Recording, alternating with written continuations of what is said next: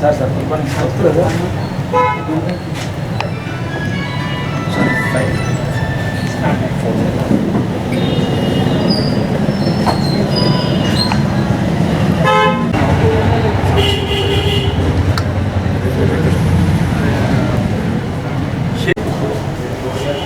ప్రజాబండి ఉన్నారు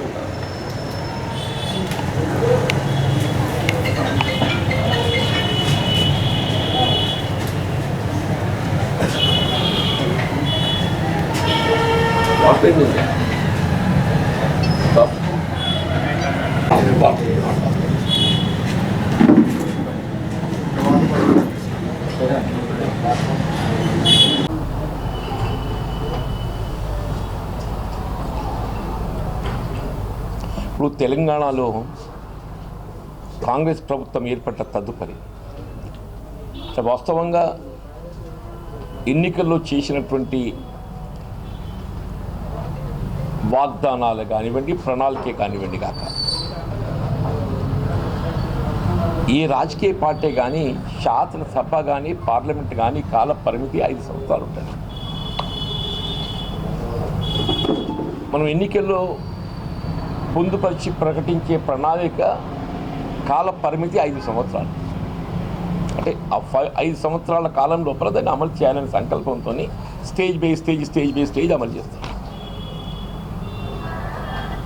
కానీ కాంగ్రెస్ పార్టీ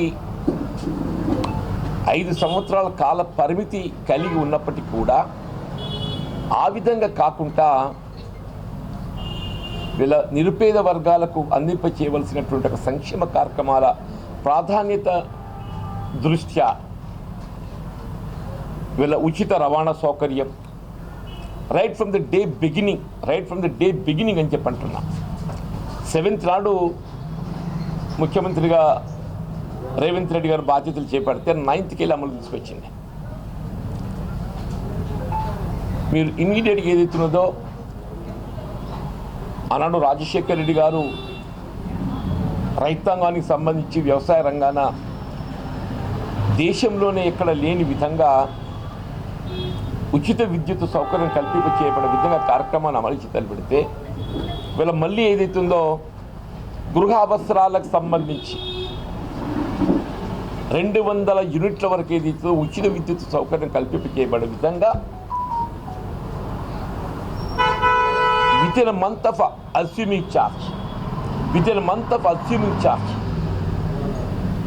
నాకు ఇప్పటికి గుర్తుంది. యస్మిన్ బాషా కలెక్టర్ గారు ఏదైతుందో ఇక్కడ పొడి జంగల కాలనీ ప్రోగ్రాం ఏర్పాటు చేసి దాన్ని ఆరంభింపజేసిన మన జీవితాలకు సంబంధించి. అంటే కుకింగ్ గ్యాస్కి సంబంధించి కూడా ఏదైతున్నదో 500 రూపాయల పైబడి ఏదైతే ఆర్థికంగా భారం అవుతే ఆ పై భారాన్ని రాష్ట్ర ప్రభుత్వమే భరించే విధంగా మన పార్లమెంట్ ఎన్నికల ఇక్కడ ముందే అమలు తేవడం జరిగింది. అంటే వితిన్ 3 months వీళ్ళు రుణమాఫీకి సంబంధించి కూడా అంటే వాస్తవంగా ఏదైతుందో ఏకమొత్తంగా రుణమాఫీ చేయటం అనేది కేవలం కాంగ్రెస్ పార్టీతో మాత్రమే మనకు సాధ్యమైంది. ఆనాడు కేంద్ర ప్రభుత్వం యూపీఏ ప్రభుత్వం ఏదైతుందో మన్మోహన్ సింగ్ గారు ప్రధానమంత్రిగా, సోనియా గాంధీ గారు యూపీఏ చైర్పర్సన్గా ఏదైతుందో ఎన్నికల్లో ఏ విధమైన వాగ్దానం చేయకున్నప్పటికీ కూడా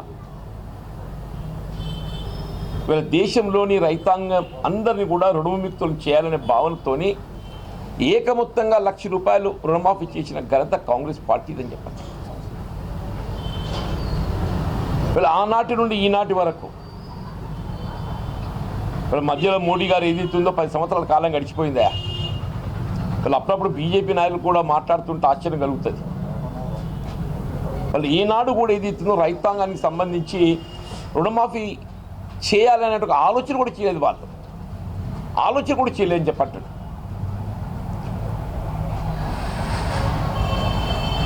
ఇప్పుడు వాళ్ళేంటి ప్రధానమంత్రి కిసాన్ యోజన ఏదైతే ఉన్నదో రైతు ఎంత కమతం కలిగి ఉన్నప్పటికీ కూడా ఆ రైతుకు వాళ్ళు ఒనుగూర్చే లబ్ధి ఎంత? ₹6,000 మాత్రమే. ప్రధానమంత్రి కిసాన్ యోజన కింద కేంద్ర ప్రభుత్వం రైతాంగానికి కొనగూర్చేటువంటి రాయితీ ఇంత కమతం ఉన్నప్పటికీ 10 ఎకరాలు ఉన్నా కానీ ఆ రైతు కొనగూర్చేది 6,000, అది 3 విడతలుగా, అది కూడా 3 విడతలుగా.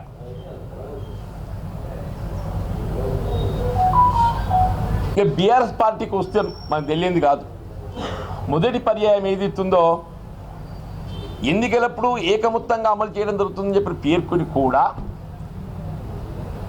విడతల వారీగా 5 సంవత్సరాల కాలంలో ముందస్తు 25,000, తర్వాత 50,000, తర్వాత 75,000, తర్వాత 1,00,000.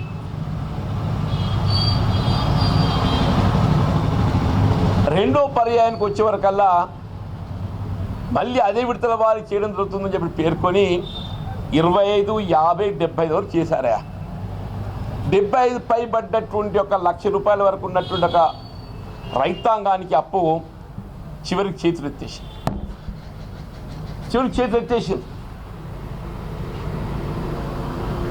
అంటే వాళ్ళు ఏంటంటే ఈ రైతాంగానికి రుణమాఫీ చేయడం మాత్రం కాదు,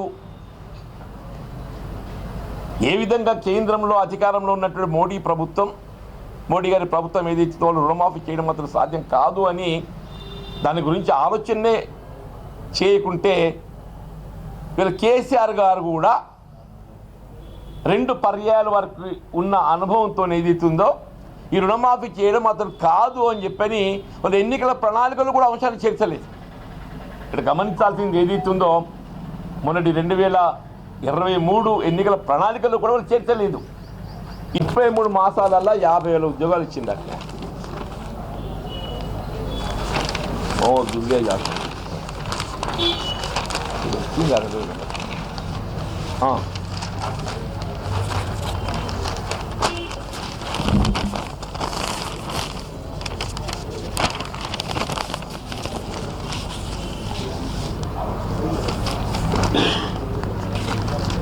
please 50,000 government job in 33 months అంటే దీనికి పెద్ద గొప్పగా దీన్ని అడ్వర్టైజ్మెంట్ ఇచ్చుకున్నా. 50,000 పై ఉద్యోగాలు కేవలం 33 మాసాలలో మేము కల్పించామని చెప్పని పంజాబ్ ముఖ్యమంత్రి హిందూ పేపర్ అడ్వర్టైజ్మెంట్ ఇచ్చుకుంటూ దేశమంతా ఇవ్వాలి ప్రచారం ఇది. అంటే మీరు 33 మాసాలలో పంజాబ్ రాష్ట్రం ఏదైతుందో నువ్వు 50,000 ఉద్యోగాలు ఇస్తే తెలంగాణ రాష్ట్రం ఏదైతుందో 12 మాసాలలో 55,000 ఉద్యోగాలు ఇచ్చిందా.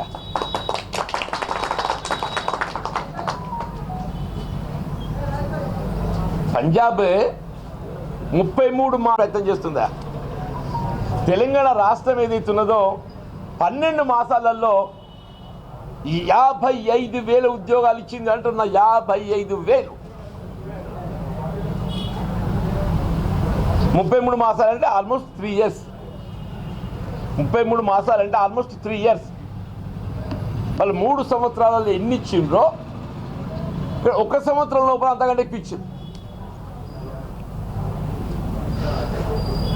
ఈ టీఆర్ఎస్ ప్రభుత్వం అయితే వాళ్ళు 10 ఏళ్లలో ఎన్ని ఇచ్చినో అంతకంటే ఇక్కడ 1 సంవత్సరం ఎక్కువ ఇచ్చింది. వాళ్ళు 10 ఏళ్లలో 50,000 ఇవ్వలేదు, ఇక్కడ 1 సంవత్సరం ఇచ్చి.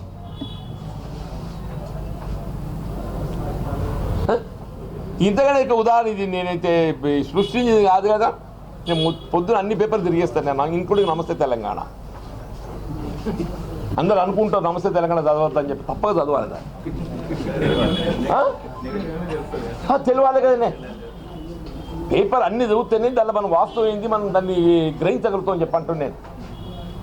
మనం ఇది భిన్నాభిప్రాయం రాస్తారు కావచ్చు కాక.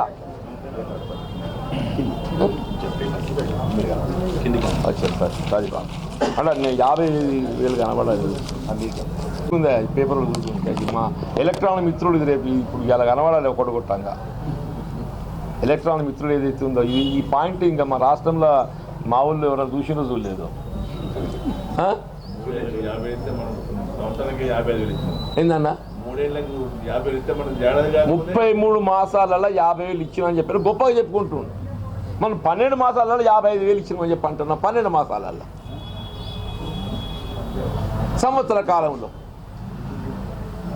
దేశం ఈ దేశం మొత్తం మీద.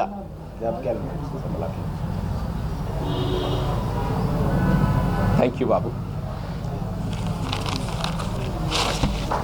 ఈ జియో కూడా మీకు పంపిణీ వస్తుంది, జియో 231.